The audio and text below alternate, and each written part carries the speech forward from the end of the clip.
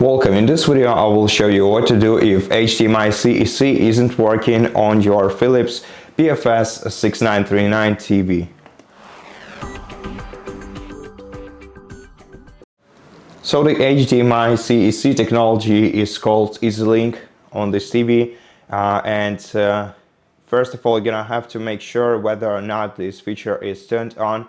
To check it, go to the gear icon in the top right corner of your home screen to open settings, then navigate down to general settings and check the EasyLink. The EasyLink must be turned on for your CEC to work properly. As you can see, it also has two additional features: the remote control, so to use your devices, your external devices with remote control, and the sound control too.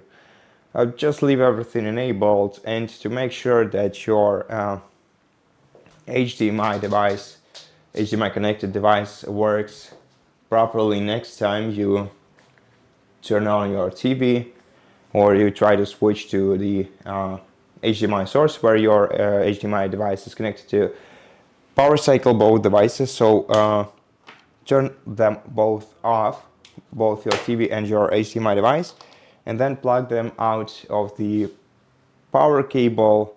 Then wait for about a minute, and after a minute of waiting, plug them both back into the power outlet, or just you can also turn off the outlet if you can do that. So if your outlet has this switch, then you can just switch the outlet off for a couple of minutes and then switch it on again. Then turn on your TV. Let's wait until it restarts.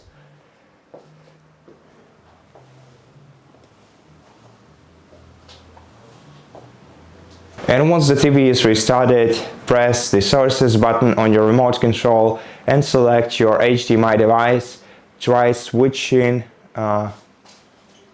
to it and see if it turns on by itself.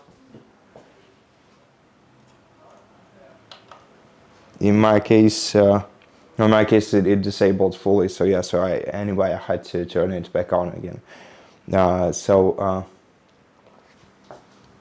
To make these experiments clearer, let me first turn it off, so it goes into the sleep mode instead of fully disabling it, and then I'm gonna try to wake it up using HDMI CEC.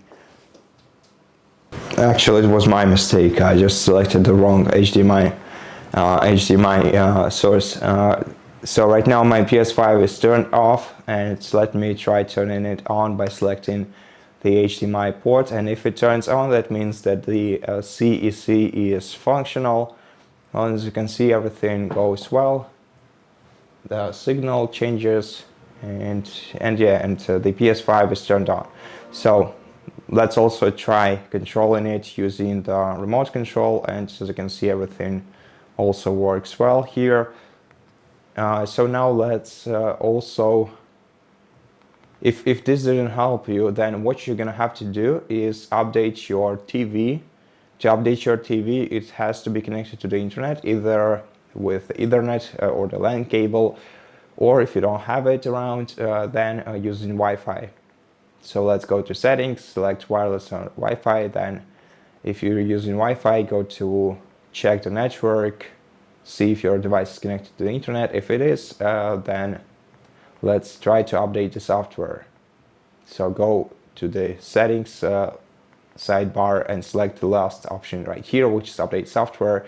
Then select search for updates, then select internet, let your TV check for available software, and if it finds any, then also let it download and install the latest software.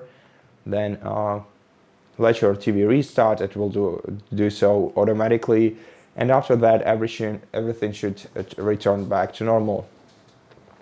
And that's it. Thank you for watching this video. If it helped you, please consider subscribing to our channel, leave us a like in the comment below, and I'll see you in the next one.